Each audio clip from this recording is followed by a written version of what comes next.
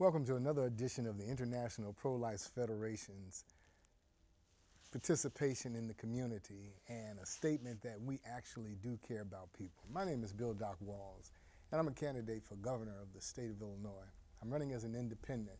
As many of you know, I had the top spot on the Democrat Party ballot, and I withdrew from the Democrat primary to run as an independent in November. The election is November 2nd. And the reason I withdrew is because more people throughout the state of Illinois consider themselves to be independent. They don't want the party to dictate what they can and cannot do, and I personally don't want to carry the party's baggage. I think that the Democrat Party and the Republican Party are heading in the wrong direction. So I'm running as an independent for governor to help people unthink their economics and develop a smart economy that guarantees every Illinois resident a better quality of life. Today we're here to talk about Chicago Transit Authority and the crisis that's facing both riders and workers at CTA. And I'm joined today by my friend Vickie Johnson, who is a laid-off CTA operator. I'm joined by Jerry Matthews, who is a former office holder with the Chicago Transit Authority Union, actually Amalgamated Transit Authority Union. And I'm also joined by Michelle Roach, who again is a laid-off operator. Chicago Transit Authority laid off 1,100 of its finest operators, mostly full-time employees, and they didn't touch the part-time employees. That makes no sense whatsoever. So, welcome to the show. Thank you. Vickie, let's have an opening statement from you, if you will. Thank you. I'd like to thank you for having me here today and actually for the coming out and helping us out, walking with us and rallying with us when we had our first laid off rally, not just for the laid off workers, but for the community, for the public as well, because they have been affected by this layoff by this layoff from Chicago Transit Authority. Mm-hmm. And the reason why I'm here today is because someone needs to hear our cries, not just for the laid off workers, but for the west side of Chicago, the people that's taking the transportation, and the south side of the on the south side who takes Chicago transportation. And you heard us, and I'm very thankful and grateful to be here. The public needs to know that Chicago Transit Authority needs to be regulated. They need to be regulated because it's year after year. They always claiming that they don't have no funds. They lost the funds, and the government comes and the United States Department of Justice give them this stimulus money, and every year they saying we don't have a balanced budget. Very good. No, you're absolutely right. Year after year, there's a doomsday budget, and this time it did result in service cuts, and those service cuts are affecting people, particularly those people who have to get to work early in the morning or have to return from work late at night. So it's very, very important that we continue to fight for full service restoration. Right. Jerry Matthews, tell the public a little bit about yourself, please. Well, I'm Jerry Matthews. I'm a three-term union officer. I was a vice president from 82 to 88, an executive board of Local 308 from 99 to 2003. I've been on most of the major contract negotiations with the unions, 241 and 308. And I was there lobbying to get a subsidy for the CTA back in 1983, 84. And one of the reasons I'm here is because I see a lot of people skirting around the issue. The real issue of the funding and what the problems are not truly being addressed. And I think that if we can address those real issues, then maybe the people could focus on what the solution should be. Thank you. Michelle, tell the public a little bit about you and what your passion is as it relates to public transportation. Well, I work for CTA since 2004. I like my job. I like, serving the public. And I feel it's just a shame that, CTA gets so much money a year and they're doing what they want to do with it. It's supposed to be a nonprofit agency for the public, but they're stealing the money, wanting more money, and most of the cuts are in minority neighborhoods that, I feel that's a shame. It is a shame. Chicago Transit Authority has the wrong philosophy. It seems as though their philosophy is they want fewer riders paying more for less service. Yep. And those service cuts are really hurting people. They're hurting children who are trying to get to school. They're hurting those fortunate parents who have a job in this tough economy. But they're also hurting the business climate in the city of Chicago. One of the things that has to happen is business needs to pay more of its fair share, because business, big business, downtown business, is really the big beneficiary of public transportation. If all of their employees had to drive to work, the expressways would be not only crowded but clogged, and they'd be unable to get there on time to start their workday. What do you think, Vickie? That is true with the business, because as I've been laid off and I used to drive downtown, so I see tons of people coming in from the suburbs, and it's just like that's where their main traffic is, at downtown. So the business, I mean, yes, that's true. They should get involved. They should participate more, with the funds and stuff that's going with Chicago Transit Authority. But I also think our mayor, our aldermen, everybody should be very concerned about this, about our communities, because not just the business, it's the schools, the school children. They take Chicago Transit Authority too, as well. I take it to Chicago Transit Authority, even though I have my own vehicle, but I go to the doctors too, because there's certain places you go downtown, you cannot park downtown, so you have to get on the Chicago Transit Authority. Absolutely. Jerry, one of the things that concerns me is the fact that they're attempting to take away the free rides for senior citizens. And again, it goes back to what I said, fewer riders paying more for less service. You know what actually happens when you give senior citizens and the disabled free rides? They bring other people with them, and they expose more and more people to public transportation. So your ridership goes up. If those senior citizens have to pay, most of them can't afford to in this day and age, they're not going to take CTA. They're not going to take public transportation. They're going to stay at home, or they're going to be confined to their neighborhoods. Does that make sense? That makes a lot of sense. The senior citizens, I don't believe, is having a real impact as the media is making it seem in terms of changing the cost of running mass transportation. Right now, mass transportation shouldn't really be having any real problems. If you look at it, less than 1% of the ridership has gone down. And with the CTA, Metro, and Pace, they receive a subsidy from the state, and they receive monies from the fare box, and they have the money to balance their budget every time their budget is approved. And the CTA, they're not having those kinds of problems. If you notice, when the companies are folding and the businesses are going broke, that's not happening with mass transportation, because the people that's going out looking for jobs, they don't have the cars to park downtown. A lot of them don't have cars, but they jump on the buses and trains. And when you look at the buses and trains during the rush hour, during the off-peak rush hour, they're full of people. Yeah. And the CTA has not suffered a significant loss in the fare box. That's correct. And you know, the city of Chicago does not pay its fair share. The city of Chicago pays roughly $3 million. Now, they said that was supposed to be the minimum. They consider that to be the maximum. The city of Chicago pays $3 million, whereas Los Angeles and New York comparably pay $200 million. But you know what the CTA, the city of Chicago says? They say that the 1% of the sales tax collected within the city's border, which amounts to about $200 million, is the city's contribution. In fact, that's the state's contribution. What do you think, Michelle? Where's the money going? I mean, that's just it, plain and simple. They're using the money to pay their managers $150,000 a year. Where's the money going? That's what I have. And I know you're passionate about bringing that forward as well, Vickie, the fact that they're paying a lot of support staff much more than they should. Yeah, they said, CTA said that my job, what I bring in, $45,000 a year, considering we have managers that's sitting in our garages. That's actually, I'm the one that's out there working and bringing in, taking my customers and my school teachers and my students to work, to school, and the seniors to the hospital.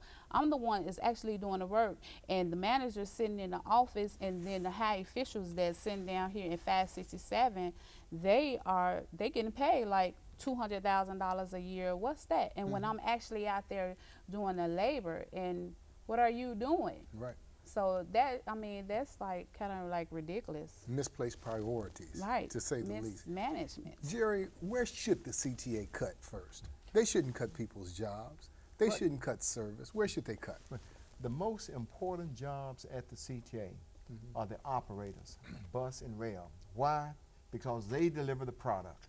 These are the people that's carrying people from point A to point B, and that's more than half of what pays for our salary. Our salary is based upon money from the fare box and the subsidy coming through the RTA. The operators are the ones that's bringing in that money from the fare box. All these other jobs are support service. When you can take 125 people and give them $100,000 to $150,000 salaries to sit at desks, facing walls, and walking halls, where's that money coming from? This is a nonprofit organization. It's coming from the fare box that's bringing in the money to pay for our salaries. And when the CTA is talking about its money problems, you have to realize one thing. Ever since 1984, CTA, Metro, and PACE has been operating on a balanced budget obligation. That's the law. When the RTA approves of their budget, they're given the money that they need by ways of subsidies in the fare box to cover all their budget projects from one budget period to the next. If they get this money, why is it that they're always running short? They don't live within their means, do they? No, they do not. How does CTA's management compare to PACE and RTA? Well, the CTA is top heavy. You have a lot of people that work at 5, 6, 7. They don't work at the terminals or at the garages, and they are not directly involved with the day-to-day operation, but they make most of the money. And their salaries is covered by the money that's being brought in by the operators and the other support service. Whereas you don't have that top-heavy organization at PACE or Metro or at the other transportation, large transportation around the country. If you look at CTA's management profile and you compare them with the other profiles of large transportation companies around the country, like New York, you're going to find out you have many more people at the CTA in that capacity than you do have at these other places, making a lot more money. Some of the managers here refer to those as inflated salaries. And that's one of the problems. And one of the problems that we need to realize is that CTA needs more money. They need more money because CTA handles nearly 87% of the transportation needs in the 6-county area. But to give them more money without requiring them to follow certain guidelines as to how that money is supposed to relate to mass transportation would be a big mistake. So it's Right. top heavy, too much money spent on management, not enough money spent on the operators and on actually servicing the routes. Right. Can we agree on that? Yes. You know, here's another thing that CTA has done that I think is a terrible trend. They've decided to bring in trains that allow you to stand mostly with very few seats. Now, that might work in New York, but Chicago's a different kind of city. Chicago's a very volatile city. I mean, people are angry riding on public transportation in Chicago, and as you stumble into somebody or bump into somebody, you're likely to have conflict. Additionally, it just seems like that doesn't take into account the needs of the disabled or senior citizens. Vickie, am I on the right track? You're on the right track. You know, they get money from the government for infrastructure, and we understand about you know, they want to have new clean buses, hybrid. They want to keep with the new technology, but the things that they have, you want to also protect your people too on the public transportation that drive. Especially our seniors, you know, and by them, you know, they are very most important. We got to protect our seniors. So I don't think that the new trains that they get out now, I haven't seen it. I've been laid off, but I heard about it, and that it's like kind of closed in. It's not like very spacious for people. I don't think that would be a good idea, but I haven't seen them yet. So I appreciate that. Michelle, now, where does CTA seem to be heading with its philosophy? I mean, we know that people need public transportation, particularly in Chicago, and it's not fair to make people wait inordinately long, especially when it's cold outside or when it's extremely hot outside. Where are they heading with this philosophy? Where's the public service component in all of this? That's what we want to know. I mean, basically, they're catering to certain parts of the city, downtown and the north side. They have regular service. South side, the west side, longer waits. Service cuts off earlier at night. I mean, I don't know. We really don't know what's going on. Yeah, with these doomsday budgets, they frighten people, you know, and then they're laying off the experienced workers and keeping the part-time workers. Isn't that one of your major complaints, Vickie? Yeah, I've been on my job for 6 years. I did my part-time work for 3 years, and I did full-time work of 3 years. And you know, I don't want to discriminate against the part-time because they came in as the same assumption as I came in that this would be one of my career job. But I think in CTA have always been based on about a seniority. So I think that if I went through my part-time work, that you know, I should be still here because I went through my 3 years full-time work, and they really have affected me. My income have affected, and like our President Obama said that, you know, he want to keep the jobs, and they affected me by being laid off. You know, I have my home. You know, I just got me my first time home buyer, and it's affected because the income that I was bringing in like every 2 weeks was like probably $1,100. I'm on unemployment and trying to look for a job. It's only $700, and my mortgage is $1,500. So that's affecting me. I can't go to my neighbor with the budget that I have to out of my expenses that I go every day and go out and work for to take care of my family. I can't go to my neighbor and ask my neighbor, can you help me for my, you know, to help me to pay my mortgage? No, I had to have my own budget, and I had to do what's right in my own budget and take care of my own business. So CTA should have did the same thing as well. You know, I had a budget as well, and I'm sure all the other 1,200 people that got laid off, they had a budget. You know, my friends, you know, the laid off workers, they calling me, they want to come back to work. We want to come back to work. That's why we're standing out here, and we doing all that we can, and we doing what we can do to help the union, to help us. Can I add something to that? Sure. I just want to say that, you know, CTA and the union said basically we start off as part-time. Everything is based on seniority. You know, when we was part-time, we had to come in the morning, 4 o'clock in the morning, just to work 2 hours, okay? And then come back maybe, let's say, 3 o'clock in the evening to work 2 hours. My thing is, we paid our tithes as part-time, and how they sold it to us is that, you know, you do your time part-time, and once you become full-time, everything is secure. Yeah. You know what I'm saying? It's like we paid our tithes. Now, you know, it's like they taking it back from us. They got people on the premises who's been at the company for 8 months. Right. We've been there for 6 years. Yes. No, that's You know? certainly unfair. Jerry, you mentioned earlier the need to cut in certain places. And if there is a need to cut in certain places, even beyond management, what are some of those other needs? What are some of the other jobs that probably should go before operators go? Right. Like I said, operators are the most important jobs here because they deliver the product. They're the ones picking up people and dropping them off. It is so ridiculous to train an operator to do that, to bring in the money and lay them off when you got all these other support service that you could downsize. You should streamline management first because that's not directly related to this operation. If they don't have a direct input or contribution to the operators bringing people or bringing the money in, then you streamline that first. Then you look at the support service that's not an integral part of this operation. The main people that should go last would be the operators. Who are some of these other non-essential services? That, Well, CTA have contractors with security firms. You have enough operators, you have enough CAs, you have enough main employees to not need security on most of these jobs.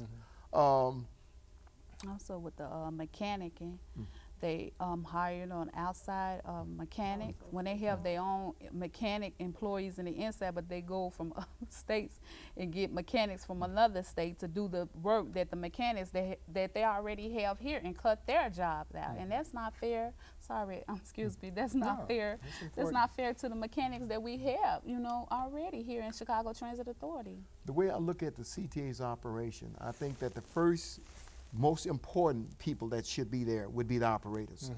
Then you look at the people that provide them the greatest support, the ones that fix the buses, the one that fix the trains. Sure. Then you look at the other people that's bringing the passengers in through the TCVM machines and fixing that operation.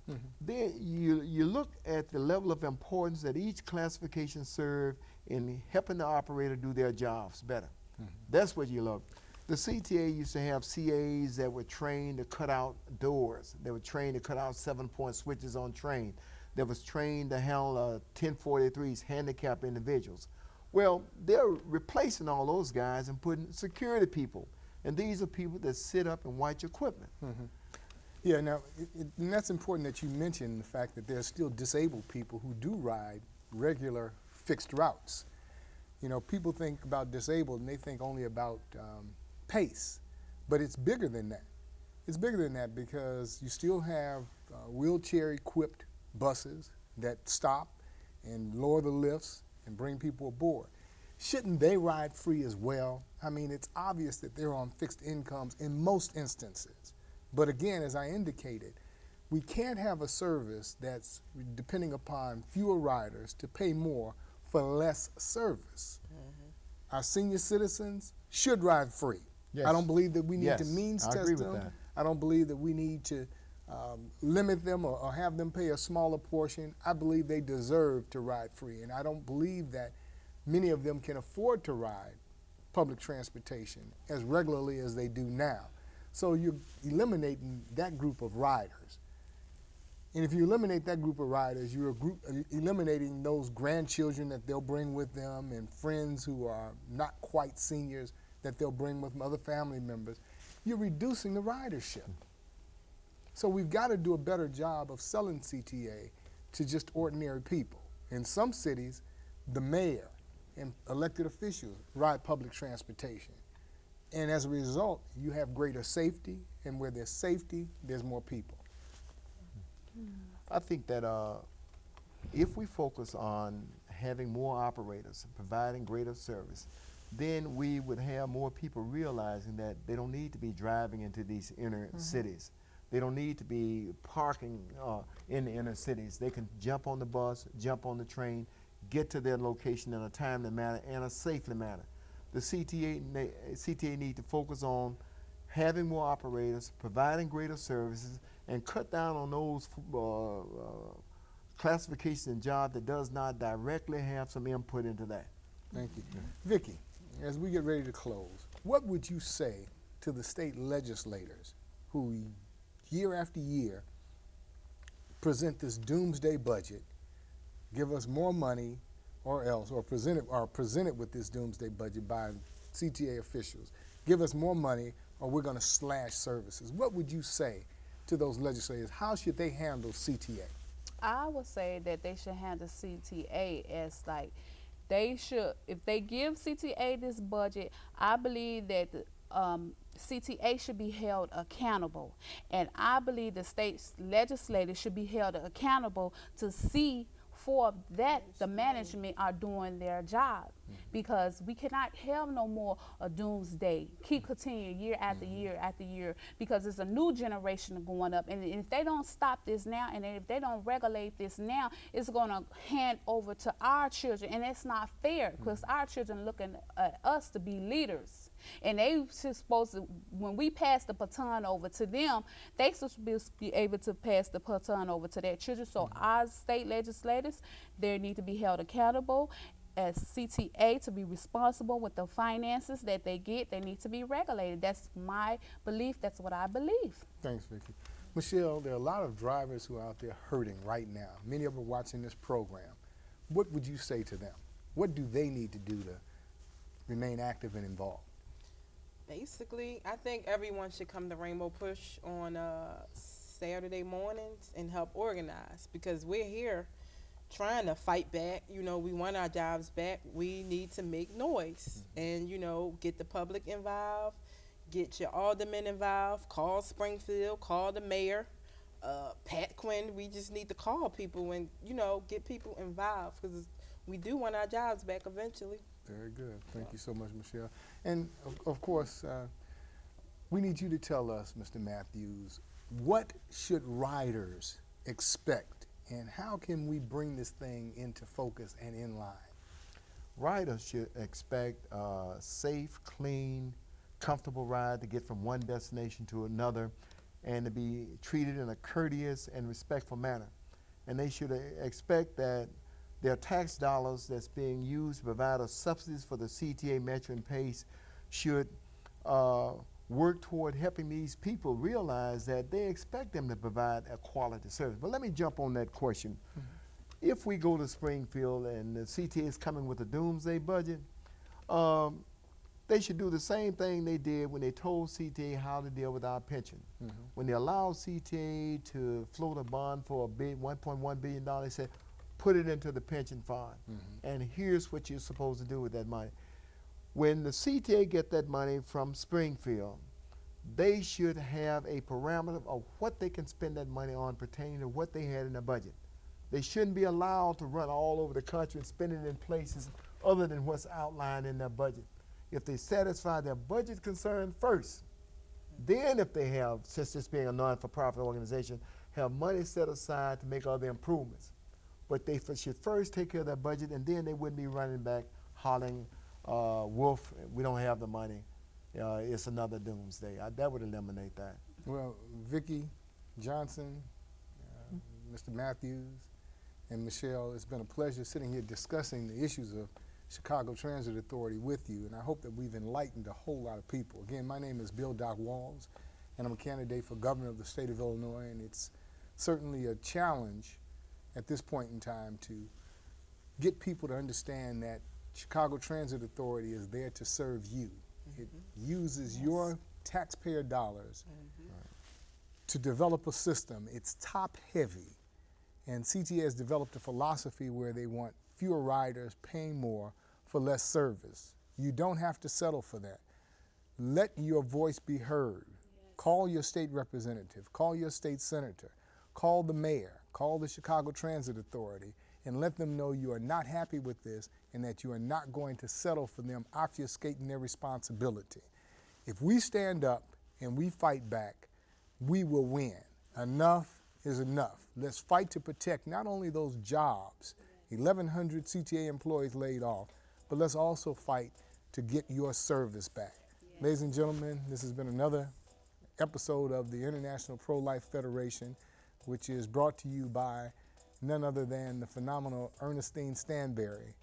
And we thank you very much for tuning in.